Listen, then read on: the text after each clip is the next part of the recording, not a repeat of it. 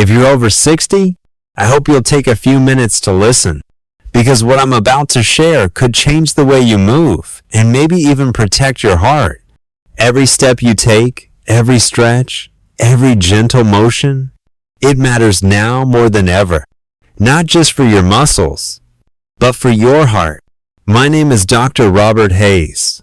I'm 70 years old, and I've spent over 30 years caring for the health of older adults. I'm not here to scare you. I'm here because I've seen far too many people think they're doing the right thing until their body says otherwise. A retired school teacher from Ohio once told me, "Doctor, I just wanted to stay healthy enough to play with my grandkids. I didn't realize those exercises were silently putting pressure on my heart." And that's the scary part.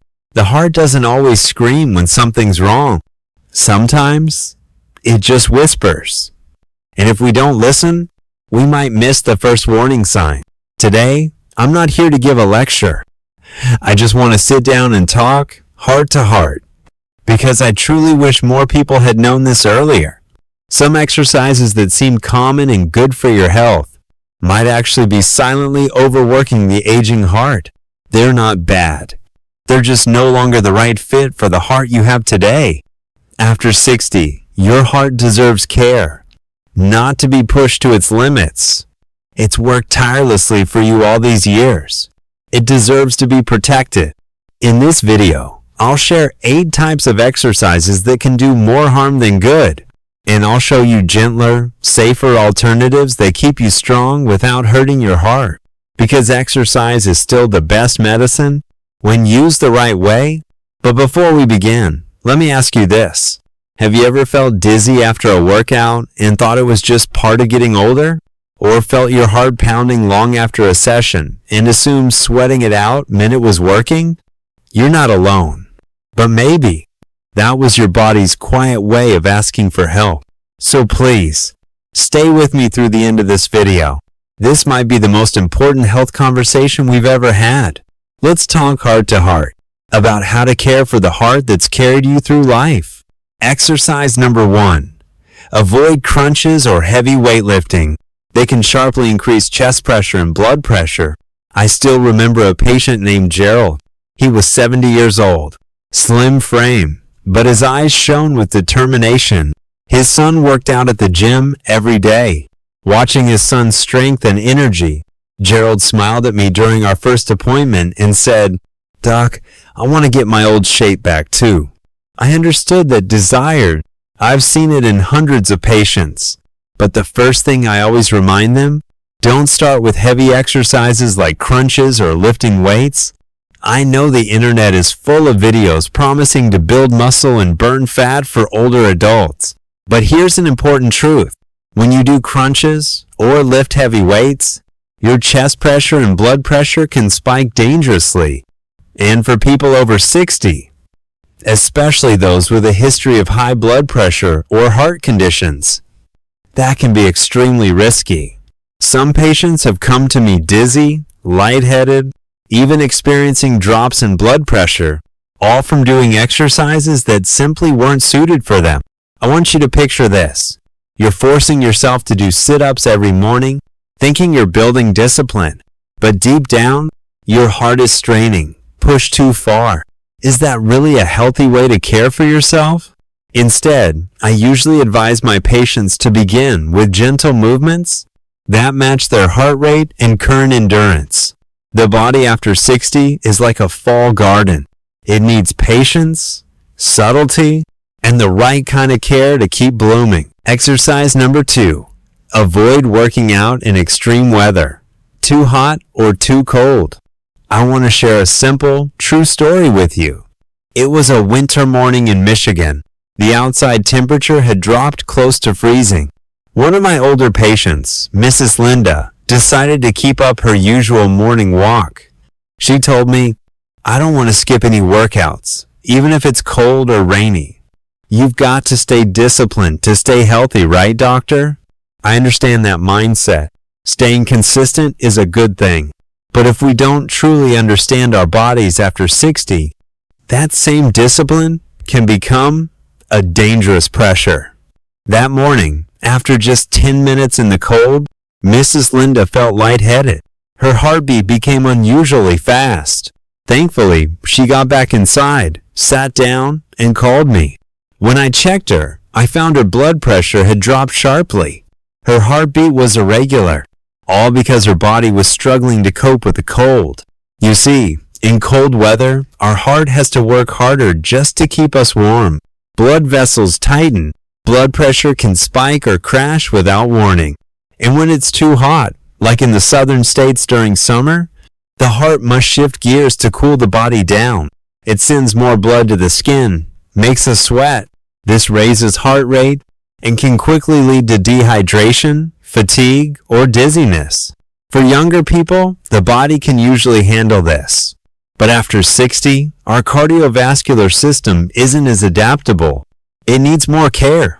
One of my patients, Mr. Ben, told me something similar. "Doc," he said, "I went for a jog around noon last week. Afterward, I was wiped out. My heart wouldn't stop racing, and I wasn't even running that hard." I asked, "What was the temperature that day?" He replied, "About 93 degrees. It was sunny and beautiful." I sighed. Yes, the sun was shining, but it was far too hot for a safe outdoor workout. Here's what I want you to remember. Exercise is important, but when and where you do, it matters just as much. Your body after 60 is like a well-used machine. It still runs beautifully, but only if you treat it with the care it's earned. Don't push it too hard. Don't force it into harsh environments. Have you ever felt your heartbeat faster when you step out into the cold? Or maybe you worked out under the midday sun and felt off afterward? That's not a weakness. It's not about your technique or your stamina. It's your body reacting to the environment, and it's asking for help. Here's my advice. If it's too cold outside, exercise indoors. Do light stretches, balance routines, or even walk laps around your living room. Never underestimate how hard cold weather is on your heart. If it's too hot, work out early in the morning or after 6 p.m. Drink plenty of water, wear breathable clothes, and avoid direct sunlight during peak hours. After 60, your body doesn't need flashy workouts or high intensity. It needs kindness. It needs rhythm. It needs your understanding.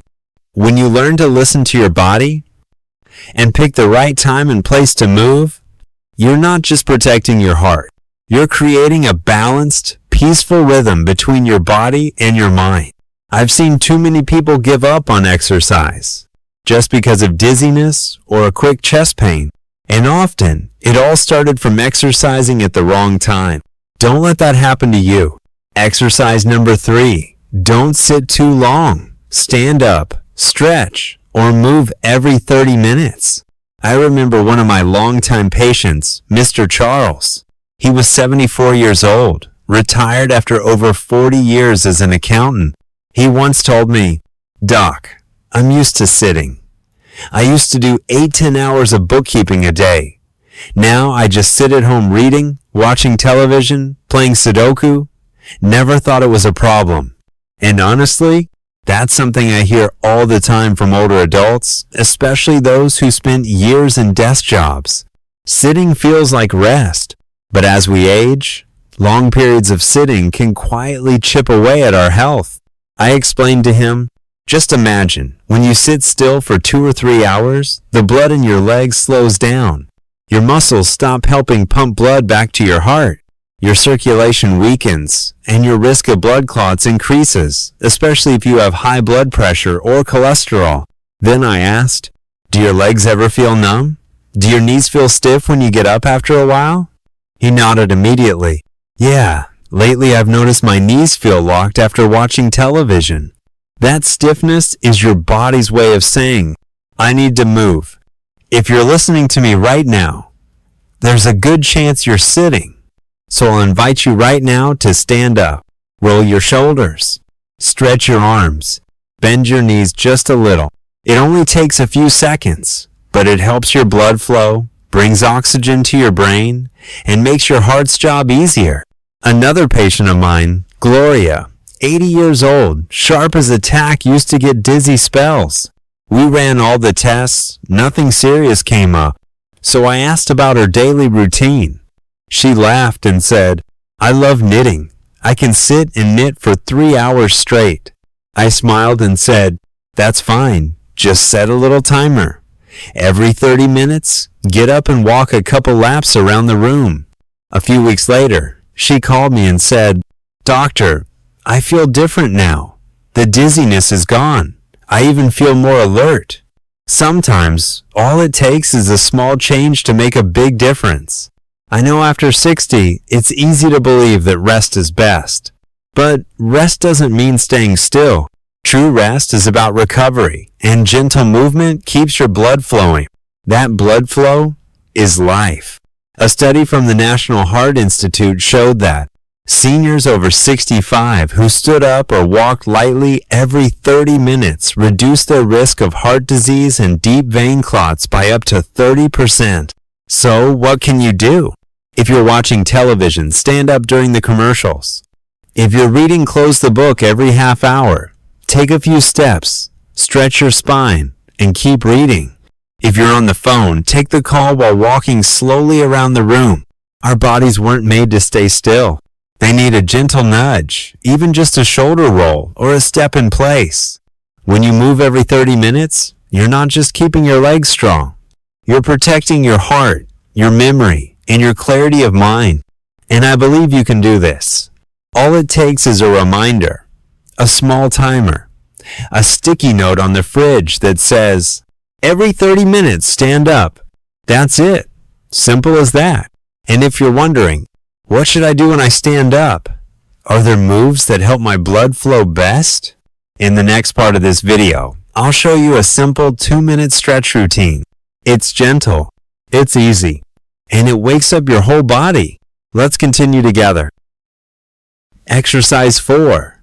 Avoid jumping, fast movements, and sudden changes in direction.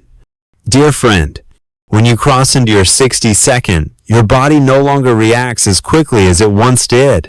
Your joints lose some flexibility, your muscles can't bounce back as easily, and your heart deserves gentler care. That's why we often emphasize a key rule for older adults. Avoid exercises that involve jumping, fast motions, or sudden changes in direction. At this age, safety in every movement is a top priority. Simple jumping motions can carry hidden risks, knee injuries, ankle sprains, or even broken bones if you fall. Sudden motions can startle your nervous system and cardiovascular system, causing dizziness, shortness of breath, or worse, increasing the risk of serious events. Many seniors say, "I'm just jumping lightly. What's the harm?" But when your body isn't as flexible as it was at 30, handling a sudden loss of balance or change in direction becomes hard.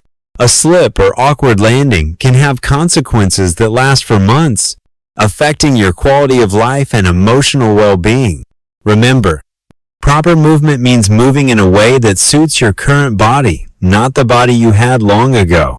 If you used to enjoy high-intensity aerobics, fast stair climbing, or Zumba, you can still stay active just in gentler ways that remain effective. For example, walking slowly with control and steady breathing will support your cardiovascular health without shocking your system. Tai Chi with smooth, flowing motions helps strengthen flexibility, balance, and concentration. Chair exercises, lifting legs, rotating shoulders, gentle forward bends are ideal if you have knee or back issues. Restorative yoga gently relaxes the body, relieves tension, and improves circulation without requiring high exertion. Avoiding jumping and rapid movements doesn't mean being lazy. It means understanding your limits and choosing exercises that help your body grow stronger over time instead of pushing you toward injury. Another important note, always warm up thoroughly before movement. And truly listen to what your body is telling you. If you feel unusual pain, tiredness, or dizziness, stop immediately and rest. No exercise is worth risking your safety. Lastly, remember, you don't need to run fast jump high, or move wildly to have a healthy heart. You just need consistency, kindness, and awareness. When you choose a slower pace, you notice your heartbeats and breaths more clearly. And that awareness is the foundation of lasting health in your 60-second and beyond. Exercise 5. Avoid exercising too late in the evening. As we age, our biological clock gradually changes. Sleep doesn't come as easily as it did when we were younger, and some daily habits seemingly harmless can disrupt sleep for older adults. One such habit is exercising too late in the evening. Many seniors, especially those living alone or with limited daytime activity, choose to walk, pedal gently in place, or follow a television workout at night. They think, evening is free time. A light workout now means I'll sleep better. Sadly, often it backfires. Why does exercising late make it hard to sleep? When you exercise, your body releases stimulating hormones like adrenaline and cortisol. These make you alert, increase heart rate, and prepare your body for action. If you exercise in the early evening, these hormones can still wind down before bedtime. But if you exercise after 8 p.m., your body struggles to return to a relaxed state. It becomes restless, making it hard to fall asleep. Exercise late also raises body temperature. But to enter deep sleep, your body needs to cool down. A body heated from activity has a hard time cooling off, making it harder to drift into restful sleep. How can you tell if your workout is too late? Ask yourself, do you feel too alert and unable to relax afterward? Do you toss and turn in bed, even when you're tired? Do you wake in the night and struggle to fall back asleep? Do you feel groggy in the morning, like you didn't rest enough? If any of those rings true, your exercise timing may not align with your aging body clock. What's a better time to exercise? Choose time slots between 6 a.m. and 8 a.m. That morning, light gently wakes you. If mornings aren't convenient, late afternoon between 3 p.m. and 5 p.m. is still good. Your body isn't too tired yet, and you still have time to wind down before bed. Light exercises like walking, gentle stretching, or senior yoga are fine in the early evening, but finish before 7 p.m. whenever possible. What if you still want to move a bit after dinner? Not everyone can exercise during the day. If you feel better moving before bed, choose very gentle actions. Seated wrist and ankle gentle wriggles. 5-10 minutes of slow, deep breathing. Light massage of neck, shoulders, or soles of feet. These calm your nervous system, boost circulation, and don't raise your heart rate or body temperature, so they don't interfere with sleep. Exercise 6. Avoid snacking right before exercising.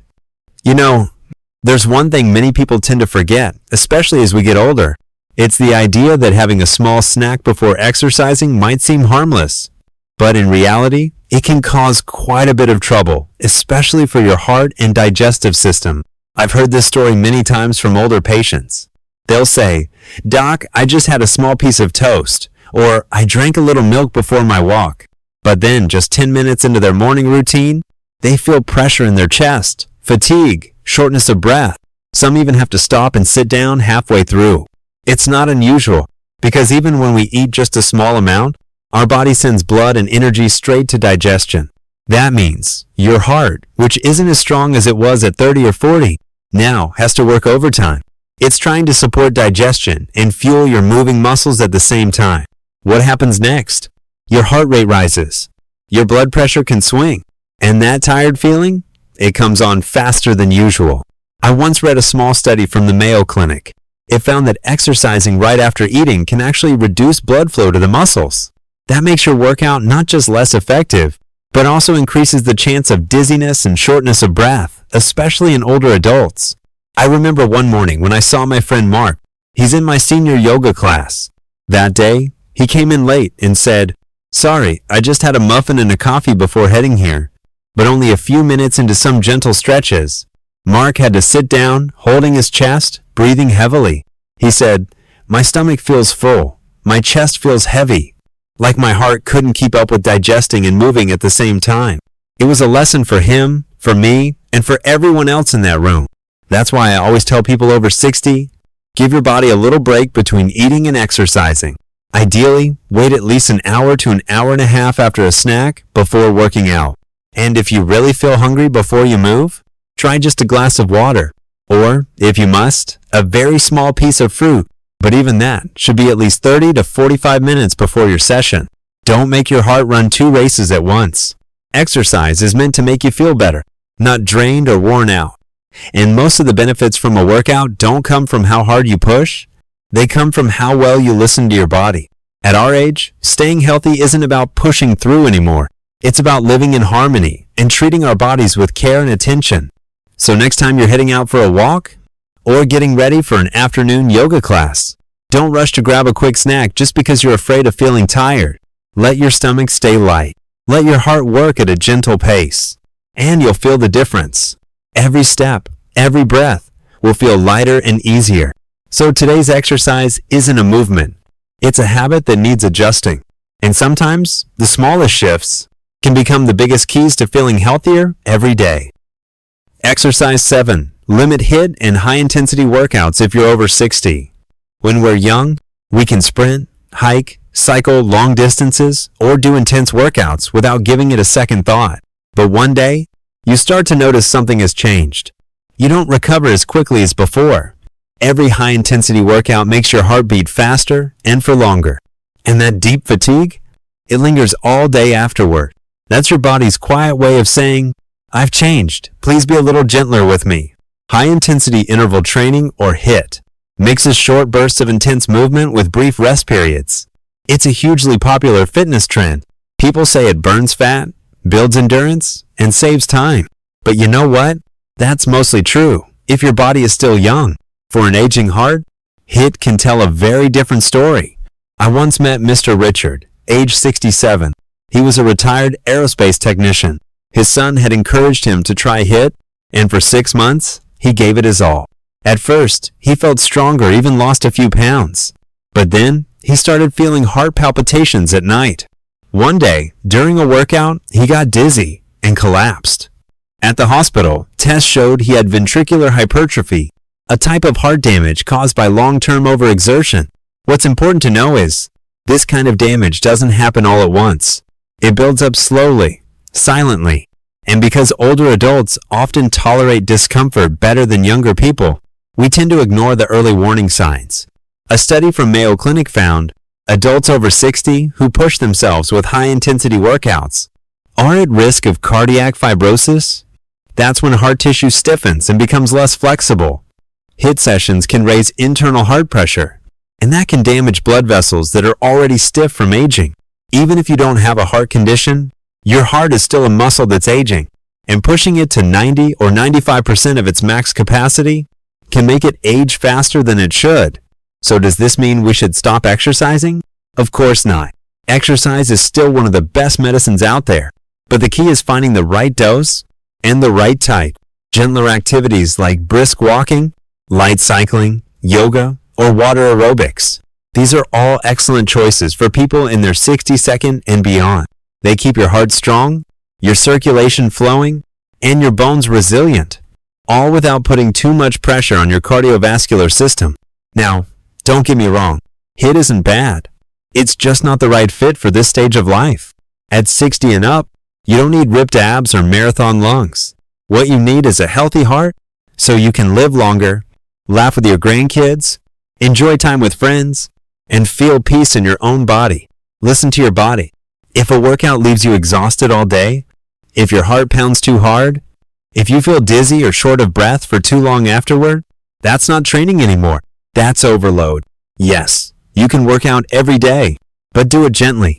Let your heart move in rhythm, not like a drumline pounding at full speed, but like a calm, steady song. Finally, aging isn't about racing anymore. It's about finding peace in each step, each breath, and each steady, healthy heartbeat. Slow and strong, that's the rhythm of a well-loved heart. Exercise 8. Skipping deep breathing. A quiet mistake that leaves your heart low on oxygen and your sleep restless. People often think breathing is automatic, something we all do without needing to think about it. But here's the thing. As we get older, many of us forget one essential truth.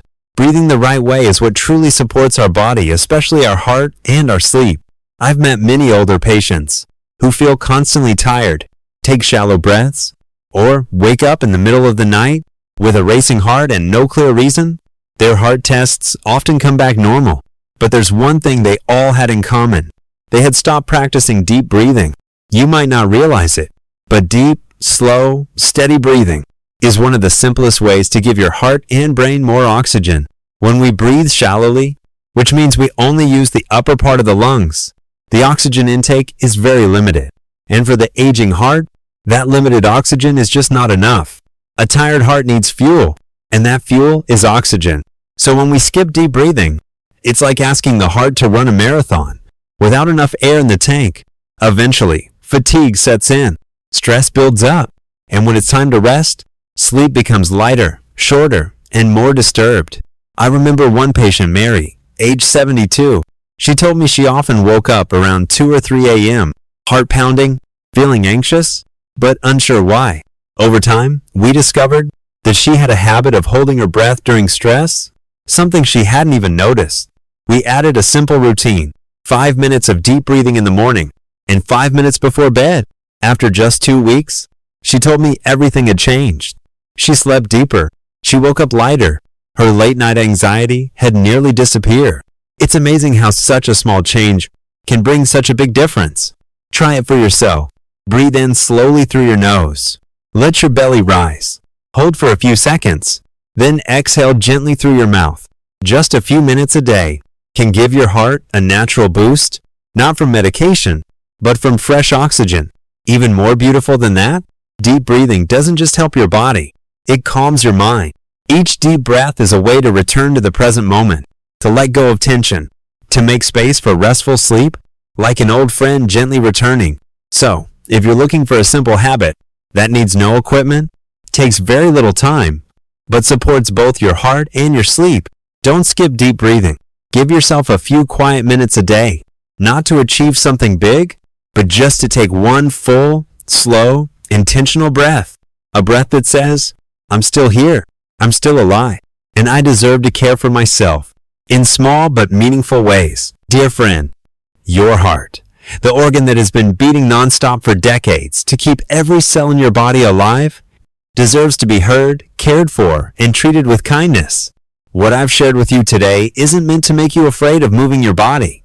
In fact, I hope it helps you understand yourself better, because when you know how to move correctly, and when you begin to listen to what your body is trying to tell you, exercise no longer feels like a burden.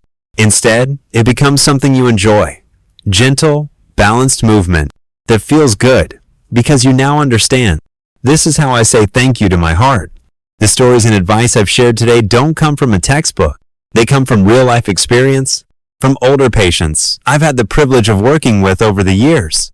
I know that at our age, every movement matters, even small ones, and every change in heartbeat or shift in our breathing is something worth noticing. My hope is that after today's podcast, you'll start paying a little more attention to those signals. Remember, the heart doesn't have words, but it always speaks. And when we take the time to truly listen, we can avoid so many silent dangers before they grow. If you found today's message helpful, if you're still here, and you feel a sense of connection, please leave a comment with the number 1 below. It's a simple way to let me know. Yes, I'm listening. And yes, I care about my health. And if you're not quite sure, or you disagreed with something, just leave a comment with the number 0, because every opinion matters, and your feedback helps me make this podcast even better for everyone walking this journey with us. And finally, if you found value in this episode, please hit the like button, share it with friends your age, and subscribe to Senior Health Every Day, a channel where, day by day, we learn how to live with more joy, more health, and more meaning. Because, no, we can't turn back time, but we can choose how we live right now, where every heartbeat is not just a sign of life, but a moment of peace